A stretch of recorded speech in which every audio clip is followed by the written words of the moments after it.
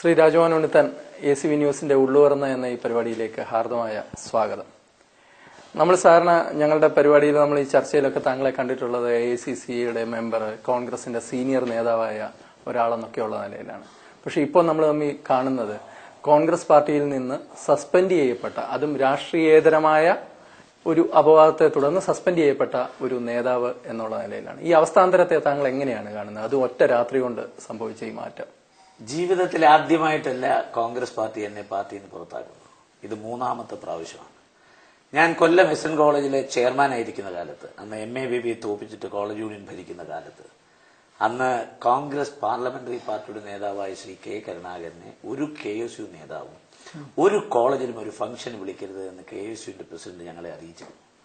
അന്ന് KSUവിന്റെ പ്രസിഡന്റ് ആ തീരുമാനത്തെ ലംഘിച്ചുകൊണ്ട് കേരളത്തിൽ ആദ്യമായി കോൺഗ്രസ് പാർലമെന്ററി പാർട്ടി നേതാവും ആഭ്യന്തരമന്ത്രിയുമായി ശ്രീ കരുണാകരനെ വിളിച്ച് കൊല്ലം SN കോളേജിന്റെ യൂണിയൻ ഉദ്ഘാടനം കൊടുത്തതിന്റെ പേരിൽ ആദ്യമായിട്ടൊരു സസ്പെൻഷൻ ഓർഡർ ഞാൻ അടിച്ചു വാങ്ങിച്ചു KSUവിൽ നിന്ന്. KSUവിന്റെ അന്നത്തെ പ്രസിഡന്റ്, അന്നത്തെ KSU പ്രസിഡന്റ് ആദ്യമായി എന്നെ പാർട്ടിയിൽ നിന്ന് പുറത്താക്കുന്നത് പോട്ടെ, അതെ, ആളുടെ പേര് ഞാൻ മെൻഷൻ ചെയ്യുന്നില്ല. കേരള വിദ്യാർത്ഥി യൂണിയന്റെ സംസ്ഥാന പ്രസിഡന്റ് അദ്ദേഹത്തിന്റെ തീരുമാനത്തെ ലംഘിച്ചുകൊണ്ട് കോൺഗ്രസ് പാർലമെന്ററി പാർട്ടി നേതാവും കേരളത്തിന്റെ ആഭ്യന്തരമന്ത്രിയുമായ ശ്രീ കരുണാകരനെ വിളിച്ച് കോളേജ് യൂണിയന്റെ ഉദ്ഘാടനം നിർവഹിച്ചതിന്റെ പേരിൽ എന്നെ ആദ്യമായി പാർട്ടിയിൽ നിന്ന് പുറത്താക്കി. രണ്ടാമത് എന്നെ പാർട്ടിയിൽ നിന്ന് പുറത്താക്കുന്നത് നിങ്ങൾക്കറിയാം, ശരത്ചന്ദ്ര പ്രസാദിന്റെ വിഷയത്തിൽ അദ്ദേഹം അത് ഏതാണ്ട് ഒരു 7, 8 അല്ലെങ്കിൽ 10 ദിവസത്തിനും എന്നെ തിരിച്ചെടുത്ത് വരും നിങ്ങൾക്കറിയാം. മൂന്നാമത്തെ കാര്യം, ഇവിടെ കേരള പ്രദേശ് കോൺഗ്രസ് കമ്മിറ്റിയുടെ പ്രസിഡന്റാണ് എന്നെ പാർട്ടിയിൽ നിന്ന് പുറത്താക്കിയത്. എനിക്കെതിരെ ഒരു ആരോപണം വന്നു. ആരോപണത്തിന് പിന്നിൽ ആസൂത്രിതമായ നീക്കമുണ്ടെന്ന് അദ്ദേഹത്തിന് ബോധ്യമായി. മാർക്സിസ്റ്റ് പാർട്ടിയുണ്ട്, PDP ഉണ്ട്, അവരുടെ ഫ്രണ്ടൽ ഓർഗനൈസേഷൻ മുഴുവനുണ്ട്. അപ്പൊ കോൺഗ്രസിന്റെ കത്തിജ്വലിച്ചു നിൽക്കുന്ന ഒരു താരമായ രാജ്മോഹൻ ഉണ്ണിത്താനെതിരെ ഇത്തരം ആക്ഷേപം ഉയർന്നു വന്നപ്പോൾ ഉടൻ തന്നെ പാർട്ടി പ്രസിഡന്റിനെ സസ്പെൻഡ് ചെയ്തു. അതോടുകൂടി ആ ആരോപണം കെട്ടടങ്ങി, ആ പ്രതിഷേധങ്ങൾ കെട്ടടങ്ങി. അദ്ദേഹം ഒരു അന്വേഷണ കമ്മീഷനെ വെച്ചു.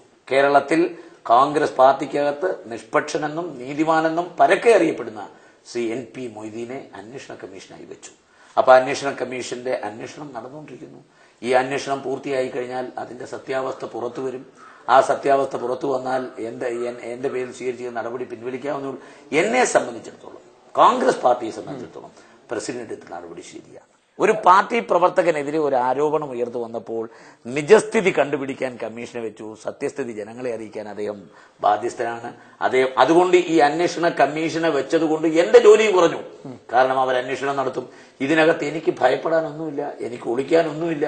അപ്പൊ അതുകൊണ്ട് ഈ അന്വേഷണത്തിന്റെ റിപ്പോർട്ട് ഒരിക്കലും എനിക്കെതിരായി വരേണ്ട യാതൊരു കാര്യവുമില്ല. സത്യസന്ധമായി, നിഷ്പക്ഷമായി, നീതിപൂർവമായി അന്വേഷണം നടന്നാൽ രാജ്മോഹൻ ഉണ്ണിത്താന്റെ നിരപരാധി. അന്ന് അവിടെ എന്താണ് സംഭവിച്ചതെന്നൊക്കെ ഉള്ളത് താങ്കൾ കുറെ പ്രാവശ്യം ഇതിനോടകം വിശദീകരിച്ചു കഴിഞ്ഞു. പത്രസമ്മേളനം തന്നെ നടത്തി വിശദീകരിച്ചു. ഇത് ഒരു വേദി തന്നെയാണ്. പക്ഷേ എങ്കിലും വളരെ നിഷ്പക്ഷരായിട്ടുള്ള ജനങ്ങളെ സംബന്ധിച്ചിടത്തോളം ഇതുപോലെ പൊതുരംഗത്ത് പ്രവർത്തിക്കുന്ന ഒരു വ്യക്തി സുതാര്യനാവണം എന്നുള്ള ഒരു ആഗ്രഹം അതൊരിക്കലും നമുക്ക് നിഷേധിക്കാനാവില്ല. അപ്പോൾ ഇതുപോലെ ഒരു സ്ഥലത്ത്, മഞ്ചേരി പോലെ ഒരു സ്ഥലത്ത് സേവാദൾ പ്രവർത്തകയാണെങ്കിലും ഇപ്പോൾ പ്രത്യേകിച്ച് ഒരു ഉത്തരവാദിത്വം ഒന്നും ഇല്ലാത്ത ഒരു ലേഡി, ഇവരോടൊപ്പം ആൾപ്പാർപ്പില്ലാത്ത ഒരു വീട്ടിൽ രാത്രിയിൽ, അപ്പോൾ ഇത് ഒരു പക്ഷേ മറ്റ് യാതൊരു ഉദ്ദേശവും ഇല്ലെങ്കിൽ പോലും ഇങ്ങനെയൊക്കെയുള്ള ഒരു ട്രാപ്പിലേക്ക് ചെന്ന് വീഴാൻ സാധ്യതയുണ്ടോ എന്ന് ഇപ്പോൾ തിരിഞ്ഞു നോക്കുമ്പോൾ അത് വേണ്ടായിരുന്നു എന്ന് തോന്നുന്നുണ്ടോ? രാജേഷ്, ആർഷഭാരത സംസ്കാരത്തിന്റെ പ്രഭവ കേന്ദ്രമാണ് രാമായണം. ഭാര്യാഭർത്തൃ പ്രണയം, പിതൃഭക്തി, മാതൃഭക്തി, സഹോദര സ്നേഹം, ഒരു രാജാവ് എങ്ങനെ രാജ്യം ഭരിക്കണം, പ്രജകളെ എങ്ങനെ സ്നേഹിക്കണം, അദ്ദേഹത്തിന്റെ ഭരണം എത്ര സുതാര്യമായിരിക്കണം. അതുകൊണ്ടാണ് മഹാത്മാഗാന്ധി പോലും അത്തരമൊരു രാമരാജ്യം വരണം എന്നാഗ്രഹിച്ചത്. ഇവിടെ രാഷ്ട്രീയ പ്രവർത്തകർ, പൊതുപ്രവർത്തകർ ശ്രീരാമന്റെ മാതൃക അനുകരിക്കണം. രാവണൻ സീതയെ തട്ടിക്കൊണ്ടുപോയി. സീതയെ രാമൻ വീണ്ടെടുത്ത തന്റെ ഭാര്യ പതിവ്രതയാണെന്ന് ശ്രീരാമൻ അറിയാം. പക്ഷേ തന്റെ ഭാര്യയെ അഗ്നിശുദ്ധി വരുത്തിയതിനു ശേഷം മാത്രമാണ് അദ്ദേഹം ഭാര്യയെ. തീർച്ചയായിട്ടും ഇത് രാജ്മോഹൻ ഉണ്ണിത്താനും ബാധകമാണ്, പിണറായി വിജയനും ബാധകമാണ്. പിണറായി വിജയൻ 374.5 കോടി രൂപയിൽ ഒരു അഴിമതി ആരോപണത്തിൽ മുങ്ങിയിട്ട് ശ്രീരാമന്റെ ഈ മാതൃക പിന്തുടരാൻ അദ്ദേഹം തയ്യാറായില്ല. അദ്ദേഹം അഗ്നിശുദ്ധി വരുത്തി, അല്ലെങ്കിൽ അദ്ദേഹം പ്രോസിക്യൂഷന് വിധേയമായി അദ്ദേഹത്തിന്റെ ചാരിത്രം തെളിയിക്കാൻ തയ്യാറായില്ല. പക്ഷെ ഞാൻ പറയുന്നു, ഞാൻ അതിന് തയ്യാറാണ്. എന്താ നിങ്ങൾക്ക് എന്നെക്കുറിച്ച് അറിയേണ്ടത്? രാജേഷ് ചോദിച്ച ചോദ്യത്തിന് ഉത്തരം ഞാൻ പറയാം. ഞാൻ അവിടെ കൊണ്ടുപോയ പെൺകുട്ടി ആരാന്നാണ് നിങ്ങൾ ചിന്തിക്കുന്നത്. ഇവിടെ സകല ചാനലുകാരും പത്രക്കാരും പറഞ്ഞ ഒരു സീരിയൽ നടിയാണെന്ന്. 2, അവർ പറഞ്ഞു സിനിമാ നടിയാണ്. 3, ഇതൊരു തേർഡ് റേറ്റ് വേശ്യയാണ്. കൊട്ടാരക്കര താലൂക്കിൽ എഴുകോണിൽ വളരെ മാന്യമായി ജീവിക്കുന്ന ഒരു നായർ കുടുംബത്തിലെ അംഗമാണ് ഈ കുട്ടി. ഈ കുട്ടിക്ക് അച്ഛനുണ്ട്, അമ്മയുണ്ട്, സഹോദരങ്ങളുണ്ട്. ഈ കുട്ടിക്ക് പ്രായപൂർത്തിയായ ഒരു മകളുണ്ട്. നിങ്ങൾ ചെയ്യേണ്ടത്, പത്രക്കാർ ചെയ്യേണ്ടത്, അവിടെ ചെന്നിട്ട് ഈ കുട്ടി മാനവും മര്യാദയുമായി ജീവിക്കുന്ന ഒരു പെൺകുട്ടിയാണോ, ഈ പെൺകുട്ടിക്ക് സ്വഭാവ ദൂഷ്യം എന്തെങ്കിലും ഉണ്ടോ, ഈ പെൺകുട്ടിയുടെ അമ്മയും അച്ഛനും സഹോദരങ്ങളും അറിയാതെ അവരെ എല്ലാം വെട്ടിച്ചാണോ രാജ്മോഹൻ ഉണ്ണിത്താന്റെ കൂടെ പോയത്? ആദ്യം ആ പെൺകുട്ടിയുടെ ബാക്ക്ഗ്രൗണ്ട് മാത്രമല്ല, 2 ആ പെൺകുട്ടി ഞാൻ പറഞ്ഞു. ഇനി ആ കുട്ടിയെ കുറിച്ച് പറയാം. ആ കുട്ടി കേരളത്തിലെ സേവാദളിന്റെ സെക്രട്ടറി ആയിരുന്നു. ആ കുട്ടി സേവാദളിന്റെ ദേശീയ സെക്രട്ടറി ആയിരുന്നു. Best cadet award Congress president കൊടുത്തൊരു കുട്ടിയാണ്. 2, ഡൽഹിയിൽ നടക്കുന്ന പാർട്ടിയുടെ പരിപാടികളിൽ പ്രധാനമന്ത്രിയും കോൺഗ്രസ് പ്രസിഡന്റും പങ്കെടുക്കുന്ന പരിപാടികളിൽ സ്റ്റേജിൽ കയറി നിൽക്കാനുള്ള Z category pass special protection force supply ചെയ്തിരിക്കുന്ന കുട്ടിയാണ്. ആ പാസ് ആ കുട്ടിയുടെ കയ്യിലുണ്ട്. അപ്പൊ അതാ പറഞ്ഞു. 1 ആ കുട്ടിയുടെ ബാക്ക്ഗ്രൗണ്ട് വീട്, 2 ആ കുട്ടിയെ കുറിച്ച് രാജ്മോഹൻ ഉണ്ണിത്താൻ പറഞ്ഞ പാർട്ടി ബാക്ക്ഗ്രൗണ്ട്. കേരളത്തിലെ AK ആന്റണി തൊട്ടിങ്ങ് താഴെത്തട്ടിൽ മണ്ഡലം പ്രസിഡന്റ് വരെ ആ കുട്ടിയെ അറിയാം. കേരളത്തിലെ ഏതെങ്കിലും ഒരു കോൺഗ്രസ് നേതാവ്, എന്റെ കേരളത്തിൽ കോൺഗ്രസിനകത്ത് പല ഗ്രൂപ്പുകൾ ഉണ്ടായിരുന്ന കാലമുണ്ട്, ഇപ്പൊ ഇല്ലെങ്കിലും മനസ്സിന്റെ ഉള്ളിൽ ഗ്രൂപ്പുകൾ ഉണ്ടെന്നുള്ള എല്ലാവർക്കും അറിയാം. ഏതെങ്കിലും ഒരു കോൺഗ്രസ് നേതാവ് ഈ കുട്ടിക്കൊരു സ്വഭാവ ദൂഷ്യമുണ്ടെന്ന് കോൺഗ്രസ് പാർട്ടിയിൽ പറഞ്ഞാൽ നിങ്ങൾ ഈ പറയുന്ന കുട്ടി ആരാന്ന് മനസ്സിലാക്കണം. ഞാനും ഈ കുട്ടിയുമായിട്ട് വർഷങ്ങളായിട്ട് ബന്ധമുണ്ട്. ഈ കുട്ടി എന്റെ വീട്ടിലൊരു നിത്യസന്ദർശകയാണ്. കൊല്ലത്തെ വീട്ടിൽ വരും, ഞങ്ങളുടെ ചടങ്ങുകളിലെല്ലാം സംബന്ധിക്കും. എന്റെ വീട്ടിൽ കിടന്നുറങ്ങിയിട്ടുണ്ട്, ഈ വീട്ടിൽ കിടന്നുറങ്ങിയിട്ടുണ്ട്. ഞാൻ ഇപ്പൊ സംസാരിക്കുന്ന എന്റെ ഭാര്യയെ ഉള്ള ഈ വീട്ടിൽ ഇരുന്നതാണ്. ഈ വീട്ടിൽ ആ കുട്ടി കിടന്നുറങ്ങിയിട്ടുണ്ട്. പറഞ്ഞു മനസ്സിലായി. അപ്പൊ ഞങ്ങളുടെ ഫാമിലി മെമ്പറായ ഒരു കുട്ടി, പ്രായപൂർത്തിയായ ഒരു കുട്ടി, 32 വയസ്സുള്ളൊരു കുട്ടി, അവിടെ മോക്ക് 14 വയസ്സുണ്ട്. അപ്പം വളരെ റെപ്യൂട്ടഡ് ആയ ഒരു ഫാമിലിയിലെ കുട്ടി with the knowledge and consent of their family, അവരുടെ അച്ഛന്റെയും അമ്മയുടെയും സഹോദരന്റെ അറിവോടുകൂടി എന്നോട് കയറി ഞാൻ അവിടെ വന്നു. പിന്നെ 2ാമത്തെ കാര്യം, മഞ്ചേരിയിലെ ഈ വീടിന്റെ ഉടമസ്ഥ സത്യഭാമ അമ്മയാണ്. 72 വയസ്സുണ്ട്. അവർക്കൊരു മകനുണ്ട് വേണു. മാർക്സിസ്റ്റ് കമ്മ്യൂണിസ്റ്റ് പാർട്ടിയും PDPയും DYFയും പറയുന്നത് ഇതൊരു വേശ്യാലയമാണ്. അവിടെ നിങ്ങൾ ചെയ്യേണ്ടത്, ജേർണലിസ്റ്റുകൾ ചെയ്യേണ്ടത്, ആ വീട്ടിൽ പോകണം. അവിടുത്തെ ആ വീട്ടിന്റെ ഉടമസ്ഥ സത്യഭാമ അമ്മയെ കാണണം, മകൻ വേണുവിനെ കാണണം.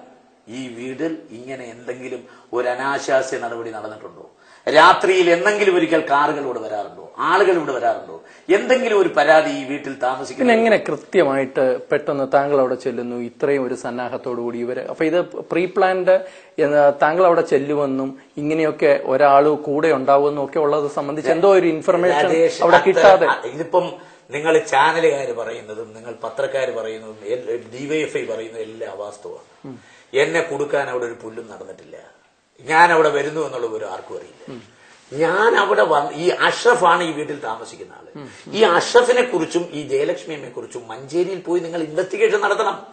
മഞ്ചേരി ടൗണിൽ അവർ നടത്തുന്ന സ്ഥാപനങ്ങൾ നിങ്ങൾ വെരിഫൈ ചെയ്യണം. അവിടുത്തെ ജീവനക്കാരോട് ചോദിക്കണം, ഈ കുട്ടി സ്ഥിരം മഞ്ചേരി വരാറുണ്ടോ, ഈ കടയിൽ വരാറുണ്ടോ, ഈ വീട്ടിൽ താമസിക്കാറുണ്ടോ? അവരെല്ലാം പറയും. ഇതൊന്നും രാജ്മോഹൻ ഉണ്ണിത്താൻ പറയേണ്ട കാര്യമില്ല. ഇതൊക്കെ ഇൻവെസ്റ്റിഗേറ്റീവ് ജേർണലിസത്തിന്റെ ഭാഗമാണ്. മഞ്ചേരി ടൗണുമായി, മഞ്ചേരിയിലെ ഈ സ്ഥാപനവുമായി, മഞ്ചേരിയിലെ അഷ്റഫുമായി ഈ കുട്ടിക്ക് എന്താ ബന്ധമെന്ന് നിങ്ങൾ അന്വേഷിച്ച് കണ്ടുപിടിക്കണം. അപ്പൊ മഞ്ചേരിയിൽ വളരെ ഫെമിലിയർ ആണ് ഈ കുട്ടി. ഈ വീട്ടിൽ വന്ന് താമസിക്കും. ഈ വീട് ഇത്തരം ഒരു വീടാണെന്ന് വീട്ടിന്റെ ഉടമസ്ഥർക്ക് പരാതിയില്ല, വീട്ടിന്റെ അയൽക്കാർക്ക് പരാതി. ഈ നാട്ടുകാരെന്ന് പറയുന്നത് അവിടെ ഉള്ളവരല്ല. നാട്ടുകാർ മുഴുവൻ പുറത്തുനിന്ന്. നിങ്ങളോട് ഞാൻ പറയുന്നു, കേരളത്തിലെ മുഴുവൻ ചാനലുകളെയും ഞാൻ ഇതിന്റെ ഇൻവെസ്റ്റിഗേഷൻ ഏൽപ്പിക്കുന്നു. നിങ്ങൾ അവിടെ പോവുക. ഈ വീട്ടിന്റെ ഉടമസ്ഥർക്ക്, ഈ വീട്ടിന്റെ പരിസരവാസികൾക്ക് ആർക്കെങ്കിലും ഈ വീടിനെ കുറിച്ചോ അഷ്റഫിനെ കുറിച്ചോ എന്തെങ്കിലും പരാതി ഉണ്ടെങ്കിൽ നിങ്ങൾ തരുന്ന ഏത് ശിക്ഷയും ഞാൻ സ്വീകരിക്കാം. നാട്ടുകാരെന്ന് പറയുന്ന നാട്ടിൽ കണ്ട PDPക്കാരും DYFക്കാരും അല്ല. നാട്ടുകാരെന്ന് പറഞ്ഞാൽ ഈ വീട്ടിന് സമീപം താമസിക്കുന്ന സമീപവാസികളാണ്. ഈ സമീപവാസികളെ കണ്ട് രാജേഷ് പിള്ള അന്വേഷണം നടത്തിയിട്ട് രാജ്മോഹൻ ഉണ്ണിത്താനെ ഒരു ഇന്റർവ്യൂവിനോട് വിളിക്ക്. നമുക്ക്